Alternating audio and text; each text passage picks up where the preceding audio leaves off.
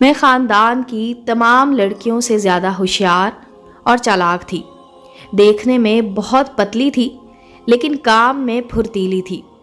سب رسومات، کھانے پکانے، گھرداری میں نمبر 1 تھی میں۔ میرے پاس ہر بات کا جواب موجود تھا۔ کس کو کس طرح ہینڈل کرنا ہے میں بخوبی جانتی تھی۔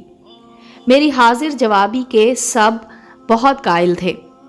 امی ابو میری سلیقہ شعاری کے طعنے میری بڑی بہن طاہرہ کو بھی دے دیا کرتے تھے کہ تم ڈنگر ہی رہنا اور تمہاری چھوٹی بہن دیکھو کتنی سمجھدار ہے۔ طاہرہ بس خاموشی سے ایک طرف کو سر جھکا کر بیٹھ جاتی تھی۔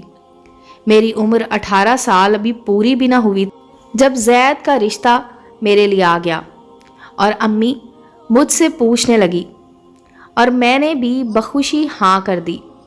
میرے ساتھ ساتھ طاہرہ باجی کی بھی شادی ایک نارمل گھرانے میں طے پا گئی اور یوں طاہرہ باجی 21 سال اور میں 18 سال کی تھی جب ہم دونوں بہنیں اپنے پیا دیس سدھار گئیں۔ میرا رشتہ اس شرط پر طے ہوا تھا کہ میں اپنی ساس اور خاوند کا کام کیا کروں گی، کیونکہ جوائنٹ فیملی سسٹم تھا، لیکن دیورانی اور جٹھانی الگ الگ اوپر والے پورشن میں رہتی تھی اور میرے خاوند امی کے ساتھ رہتے تھے، لہٰذا ساس میرے حصے میں آ گئی۔ سسر وفات پا چکے تھے اور میری 5 نندیں تھیں جو کہ بیاہی گئی تھی۔ دیکھنے میں کافی معقول اور مناسب سا گھرانہ تھا، لیکن آہستہ آہستہ حقیقت آشکار ہوئی۔ میری 5 نندیں اپنے بچوں کی فوجوں سمیت آئے دن گھر آئی بیٹھی رہتی تھی اور شام کا کھانا کھا کر اپنے اپنے خاوند کے لیے سالن تک لے کر جاتی تھی۔ شروع میں تو کافی برداشت کیا، لیکن جب صبر اور زبان نے ساتھ چھوڑ دیا تو میں نے کہنا شروع کر دیا کہ ایسا کرنا مناسب نہیں، میں اکیلی پکاتی ہوں اور مجھے 15 لوگوں کا روزانہ اب کھانا پکانا پڑتا ہے۔ لیکن خاوند صاحب الٹا مجھ پر چڑھ دوڑے کہ تم کم ظرف ہو، گھٹیا طبیعت کے مالک ہو، کسی کو کھلا کر راضی نہیں ہو، وہی روایتی خرافات۔ میں اب اللہ کو رو رو کر کہتی کہ اپنے ماں باپ کی اتنی لاڈلی اور یہاں ذلیل ہو رہی ہوں۔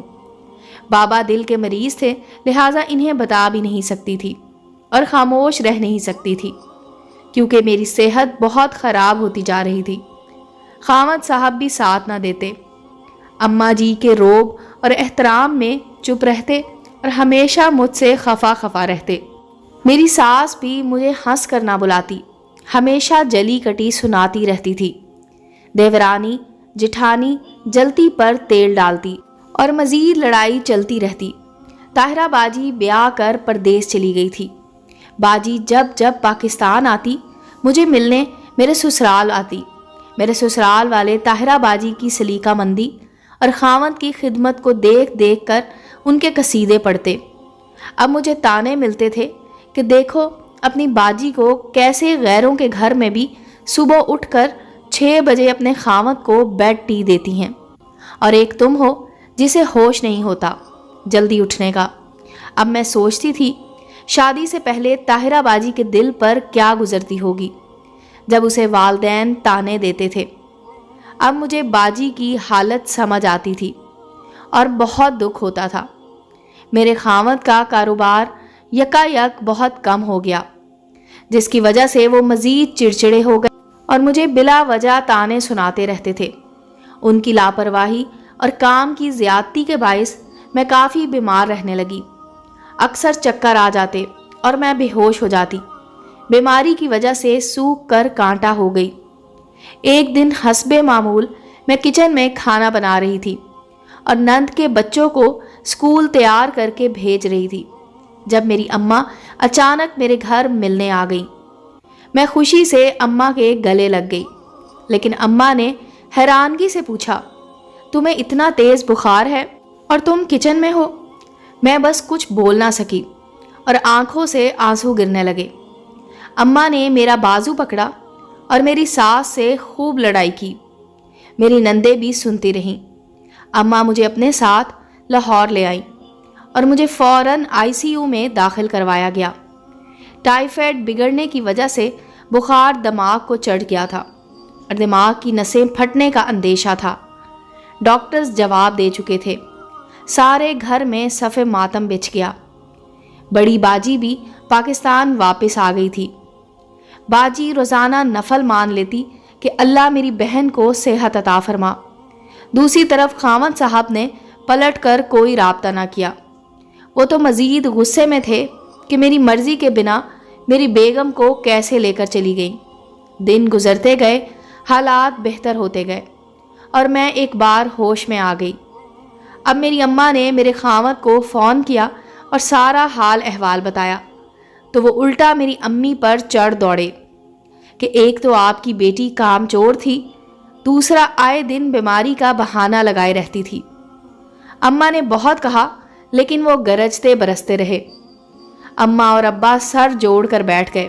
फिर मेरे ससुराल से बड़े लोगों को बुलवाया गया और अलग घर का मुतालबा किया गया, जो कि नामंजूर हो गया। मुझे उस वक्त बहुत तकलीफ़ हुई जब मेरे खामद ने मेरा हाल तक ना पूछा और हस्बे मामूल अपने कारोबार का रोना रोते रहे। अम्मा सख्त गुस्से में थी कि मेरी बेटी अगर मर जाती तुम लोगों का क्या जाता, तुम तो नई बेगम ले आते और हम दूसरी बेटी कहाँ से लाते। मेरे खामद ने नई चाल चली और तलाक की धमकी दे डाली। मेरे अब्बा फ़ौरन खड़े हो गए और कहने लगे, अभी तलाक दो फ़ौरन, तुम्हें बेटी दी थी, बेटी बेची नहीं थी। मेरे खामद लड़ते बोलते वापस चले गए।